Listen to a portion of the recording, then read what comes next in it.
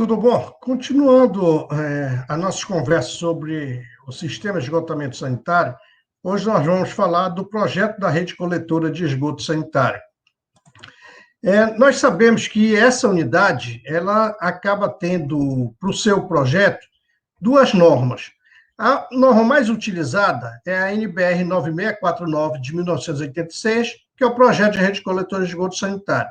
Mas tem também a NBR 14.486, de março de 2000, do ano 2000, que é para o projeto de redes coletoras com tubos de PVC. Nós vamos enfocar nessa live, nessa conversa, principalmente a NBR 9649, e quando necessário nós vamos falar da outra norma.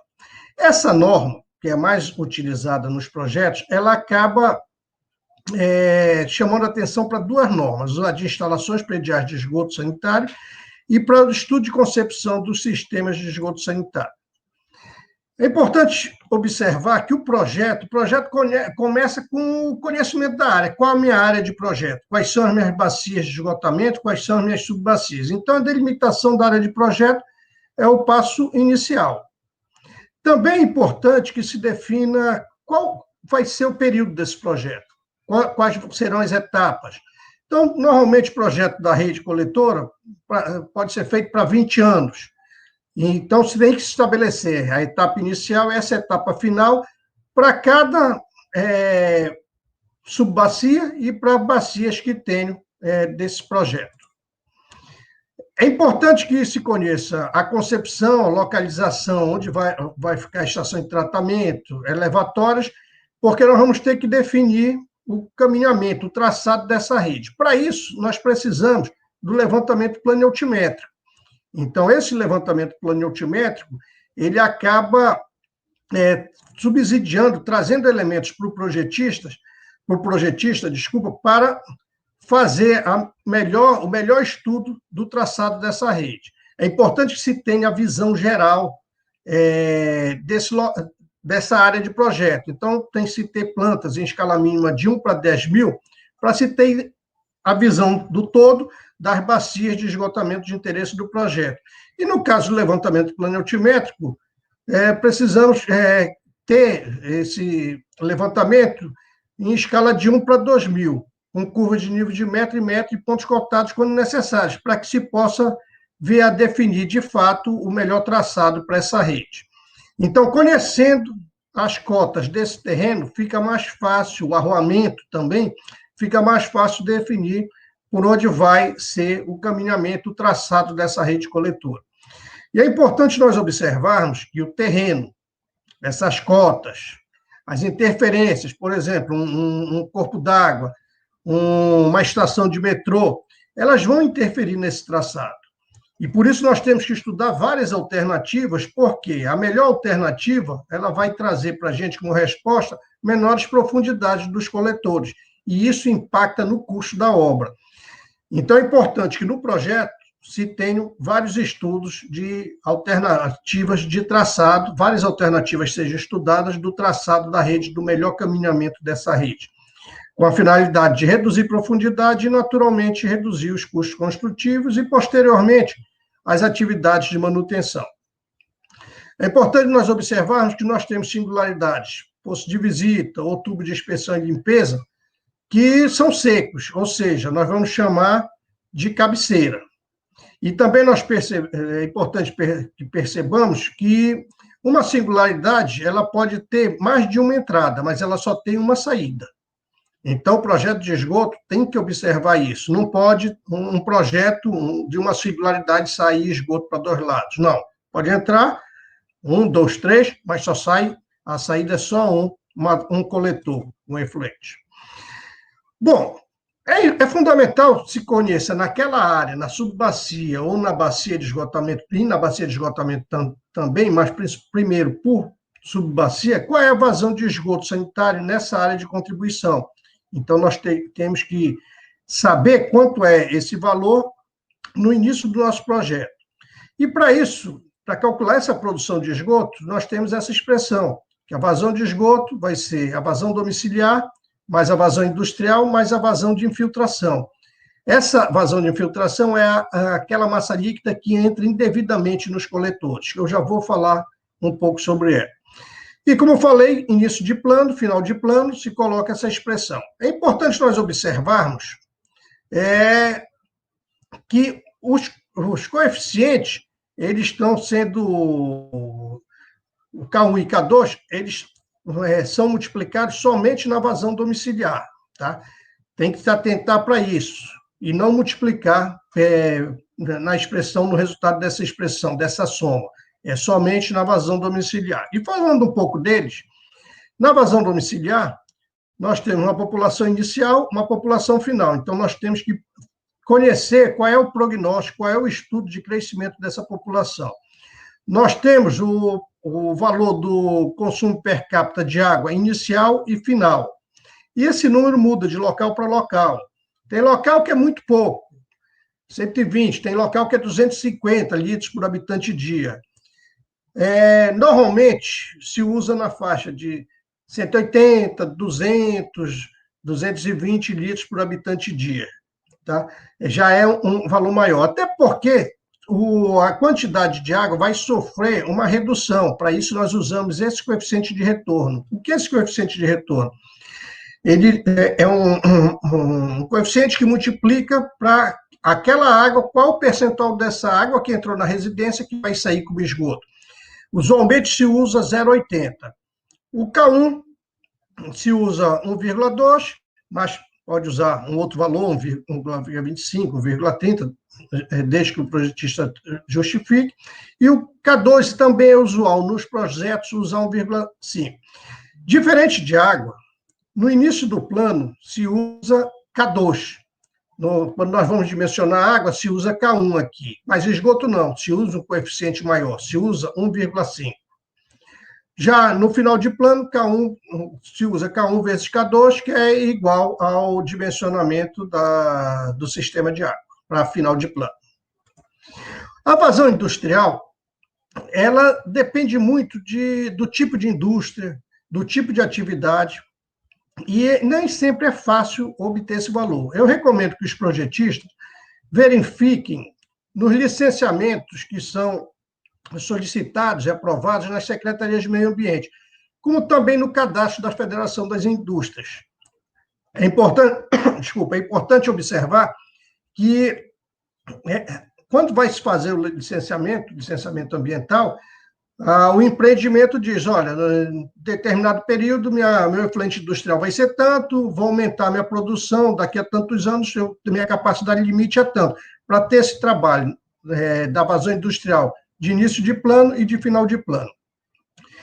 Agora, esse efluente ele muda muito em termos de vazão e de composição de indústria para indústria. E para isso tem uma norma, a NBR 9800, de abril de 1987, que estabelece critérios de lançamento de efluentes líquidos industriais no sistema coletor público de esgoto sanitário. Um exemplo, não pode lançar um efluente industrial com uma temperatura acima de 40 graus centígrados. Então, isso é importante, até para não provocar danos nos coletores. Agora, a tecnologia evoluiu muito e essa norma ela já precisa ser atualizada. Em relação à vazão de filtração, o que nós temos é aquela água que entra, aquela massa líquida que entra indevidamente no coletor. Isso acontece por onde? Por juntas mal conectadas, onde o aquífero freático está ali próximo da rede, a junta está mal conectada, facilita a entrada dessa água, como está nesse exemplo aqui, nessa fotografia dá para perceber. Também, uma outra entrada indevida dessa massa líquida é se os tampões, seja do PV ou do tio, estão danificados. Os tampões dos PVs e a proteção dos tios, ou são retirados ou danificados, facilitando a entrada dessa massa líquida. É difícil quantificar, mas sim, qual é essa vazão de filtração? Então, para isso, se pega o comprimento total da rede no início e no final de plano, e multiplica-se por uma taxa. E essa taxa, na NBR 9649, ela vai de 0,05 a 1 litro por segundo por quilômetro.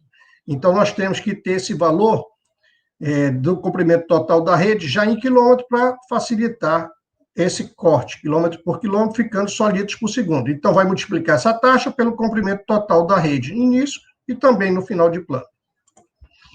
Bom, agora existem algumas recomendações que nós temos que observar no projeto da rede coletora de esgoto sanitário. Uma é que o regime é uniforme e permanente. O que é isso? As seções têm as mesmas dimensões, as mesmas rugosidades. A massa líquida tem o mesmo comportamento hidráulico, então tem a mesma velocidade, tem a mesma profundidade dessa massa líquida, o Y, velocidade constante. Então, é como se o que ocorre aqui acontece em montante, acontece em... Isso, na prática, nós sabemos que não é verdade. O que ocorre é uma grande variação. Essa adoção do regime uniforme permanente é apenas para facilitar o projeto. Até porque ficaria muito difícil, ainda na fase de projeto, estabelecer, bom, eu vou fazer, a rede vai ser instalada e o comportamento hidráulico vai ser esse. Seria um prognóstico muito difícil de fazer. Então, não só para facilitar os cálculos, mas para ter uma lógica mais padronizada, é que se todos os projetos adotam o regime uniforme permanente para redes coletoras de cidades, tá? Também, a norma estabelece como valor máximo o Y, a lâmina d'água em relação ao diâmetro, o Y sobre D tem que ser menor ou igual a 0,75 para a vazão final. Então, se passar desse valor, tem que alterar esse diâmetro, ou então a declividade do tubo. Bom, a norma também estabelece que em cada trecho da rede coletora, o dimensionamento é feito trecho a trecho, tá? Em cada trecho, a vazão de jusante tem que ser, no mínimo, 1,5 litros por segundo. Então, se a vazão aqui, vazão de montante, um valor, sei lá, 0,5, vazão do trecho, 0,3, deu aqui 0,8, vai se adotar vazão de jusante, 1,5 litros por segundo. Agora, isso só quando termina, já na parte final do dimensionamento é que se faz essas correções, tá? Durante o projeto, a gente ainda vai somando o que tem, e na tabela quando a gente conversar sobre dimensionamento no próximo vídeo, a gente vai mostrar o momento exato de fazer essa alteração. Outro ponto importante é o diâmetro mínimo. O diâmetro mínimo estabelecido por essa norma é 100 milímetros. O que é que a gente sabe? Na prática, os termos de referências de projeto, em muitos locais já saem. Utilizar diâmetro mínimo 150, 200 milímetros. Isso já está prevendo o quê? O aumento da densidade, o aumento dessa contribuição. Então, em muitos locais, já não se usa o diâmetro mínimo recomendado pela norma, mas sim valores já maiores para a menor dimensão dos tubos. E aí, normalmente, é 150 ou 200 milímetros. Bom, a declividade mínima que a tubulação em cada trecho deve ter, tem que obedecer essa expressão. A declividade mínima para a norma 9649 vai ser 0,0055 vezes a vazão inicial elevado a menos 0,47. É importante observar que os coletores dessa norma, essa expressão, ela é adequada para coletores de coeficiente de Manning de N igual a 0,013, tá? No caso dos tubos de PVC, que o coeficiente de Manning é 0,010, já a expressão muda, e ela já fica, a declividade mínima é igual a 0,0035 vezes a vazão inicial elevada a menos 0,47. Agora, essa declividade mínima ela é importante por quê? Porque tem um outro ponto no projeto que nós temos que estar atentos, que é a tensão trativa. O que é essa tensão trativa? É a força, é a tensão de arraste, é o arraste, é a capacidade de arraste de sólidos que essa massa líquida vai ter. Então, ela tem que ter uma declividade para atender essa tensão trativa. E, de acordo com o número de Manning, tem que ser maior ou igual a 1 Pascal, quando o Manning for 0,013, e no caso daquelas tubos de PVC, que o Manning é 0,010, tem que ser a tensão trativa maior ou igual a 0,6 Pascal. Lembrando que tensão trativa é o peso específico da massa líquida, desse líquido, que é o esgoto, no caso, vezes o raio hidráulico, vezes a declividade de projeto.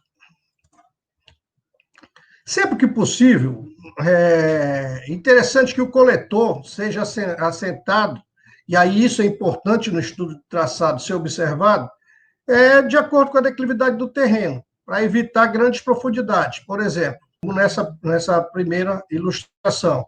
Aqui o terreno está subindo, então, logicamente, que essa profundidade vai ser maior. Terreno plano, essa profundidade vai ser maior do que essa. Bom, o que acontece? Nem sempre isso é possível. Mas no estudo, para isso se faz o estudo de várias alternativas de traçado, tentando aproveitar o máximo possível o terreno, a topografia desse terreno, para que as tubulações não fiquem muito profundas.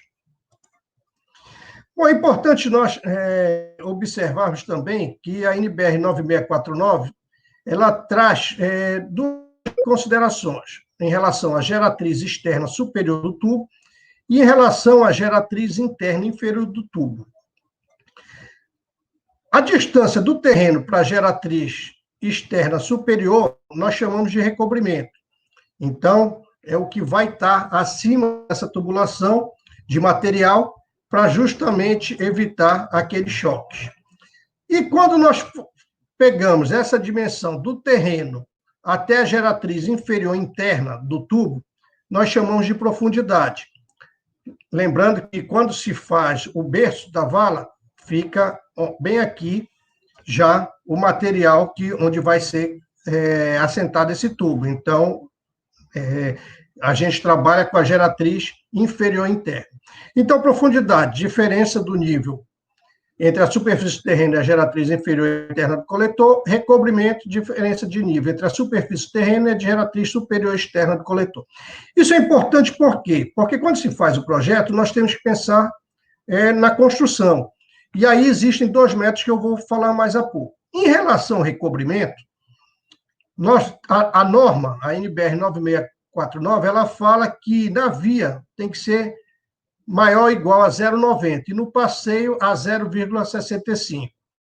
Então, para proteger, logicamente, essa tubulação. Então, por exemplo, numa via, recobrimento para geratriz externa superior, 0,90 metros. Mais esse diâmetro de tubo, então a profundidade vai ser o recobrimento mais o diâmetro, ok? Lembrando, o diâmetro nós vamos pegar, para quando falarmos de profundidade, da geratriz interna inferior. E por que se faz isso? Por causa da construção. Existem dois métodos construtivos principais, o da cruzeta e o do gabarito. O da cruzeta trabalha com recobrimento. Então, traçando-se planos, vai do terreno até essa geratriz externa superior. Então, nós podemos fazer o projeto para chegar em qual é esse recobrimento. O mais comum é nós fazermos o projeto, a maioria dos projetos são feitos para estabelecer essa profundidade. Então, do terreno até a geratriz interna inferior, qual é a profundidade? Então, a maioria dos projetos são feitos dessa forma, dando essa resposta principalmente, pode até dar outra, mas dando ênfase na resposta da profundidade. E quando se tem isso, o método construtivo normalmente utilizado é o gabarito. Pode usar outro? Pode, mas no campo vai se ter que dar, então, fazer as contas na ordem de serviço para estabelecer, olha, a profundidade é tal, ou, no caso da cruzeta, que é essa anterior, o recobrimento é tal. Então, na ordem de serviço se diz isso. Para facilitar, a maioria dos projetos já são feitos com a profundidade e já se percebendo que vai fazer a construção com o método do gabarito. Outro ponto importante é a velocidade final. A máxima declividade admissível é aquela para a qual se tem uma velocidade final dessa massa líquida de 5 metros por segundo. Agora, quando essa velocidade final for maior que a velocidade crítica, o y sobre d tem que ser menor ou igual a 50%. Então, tem que observar essas duas velocidades, a final e a crítica, porque muitas vezes o y sobre d ele está um pouco acima, e aí vai ter que mudar. Ou mexer no diâmetro, que normalmente ocorre isso, ou mesmo na declividade. Agora, como se calcula essa velocidade crítica? Velocidade crítica é igual a 6 vezes a raiz quadrada da aceleração da gravidade vezes o raio hidráulico. O comprimento do trecho, ele não é, especificado na norma, ele é muito relacionado com os equipamentos de manutenção. É comum se usar comprimentos de até 100 metros, em alguns casos chega até 115, 120 metros, mas é difícil passar daí. Então, as singularidades ficam mais ou menos nessa distância, tá? É muito comum nos projetos se usar 100 metros, mas pode passar um pouquinho mais. Depende do quê? Do equipamento de manutenção. Porque como é que se faz a manutenção? Vai se vedar um lado, entra no PV de montante, ou PV de jusante, aí vai depender do método que esteja sendo feita essa manutenção. Se fecha um lado, se faz a manutenção, pega o equipamento, vem para o outro lado, se faz já a partir desse outro. Então, qual é o alcance desse equipamento de manutenção? 50 metros? 40 metros? 60? Quanto é isso? Então, se estabelece, se aceita, é muito usual os projetos serem feitos com 100 metros e também muitos quarteirões têm mais ou menos essa extensão. A outra coisa importante no projeto que nós temos que ver, temos que já saber, por causa antes do dimensionamento, é a representação do trecho. Como é que deve ser representado esse trecho? Então, como eu disse, o projeto é feito trecho a trecho. Cada trecho vai ter o seu dimensionamento. Então, a primeira coisa são os PVs, que tem que, no caso, a seta está apontando, PV de montante, PV de jusante. O número do trecho tem uma numeração específica, que vai entrar na planilha de dimensionamento. O diâmetro desse trecho tem que se colocar na representação gráfica que vai se fazer. A declividade desse trecho, comprimento desse trecho. E se coloca, tanto para montante quanto a jusante, a cota do terreno de montante, embaixo a cota do coletor de montante, a diferença no caso, trabalhando com profundidade, a profundidade de montante. Se fosse trabalhar com recobrimento, não seria, se estabeleceria, na verdade, que essa cota estaria na geratriz externa superior, e aí se trabalharia com recobrimento. Quando se trabalha com profundidade, lembrando que essa cota está relacionada com a geratriz interna inferior do tubo. A mesma coisa acontece aqui de jusante, cota do terreno de jusante, cota do coletor de jusante, e nesse caso aqui, a profundidade de jusante. Então, essa representação tem que ter ideia, porque nós vamos ter que ter na nossa planilha essas informações que depois vão ser utilizadas também na elaboração das peças gráficas, as plantas, os perfis, etc. Bom, de maneira geral, nós vimos no vídeo anterior a concepção do sistema de esgotamento sanitário e a importância do traçado, que também foi falado aqui nessa parte do projeto da rede. Falamos um pouco dos critérios de projeto. E no próximo vídeo nós vamos mostrar, na verdade, a planilha de dimensionamento, passo a passo dessa planilha de como se faz o dimensionamento. Para chegar nessa planilha, nós já passamos por essas 3 etapas e o próximo vídeo, então, nós trataremos dessa planilha. É interessante observar que o dimensionamento, o projeto da rede, ele é muito importante e o traçado ele é fundamental. Por sua vez, o traçado depende do posicionamento das outras unidades, principalmente do traçado da rede. Depende do posicionamento da estação de tratamento. Então, essa rede vai para onde? Só que ela pode ir para esse mesmo local por diferentes caminhos. Então, no projeto, na concepção do sistema e no traçado da rede, tem que se observar a melhor condição de uso do terreno a favor do projeto. E a outra coisa é que a NBR 9649, ela traz recomendações que são importantes nós observarmos quando nós formos dimensionar essa rede coletora, o que nós vamos mostrar já no próximo vídeo. Então, obrigado, fico aguardando as críticas, as sugestões e os comentários de vocês. Até o próximo.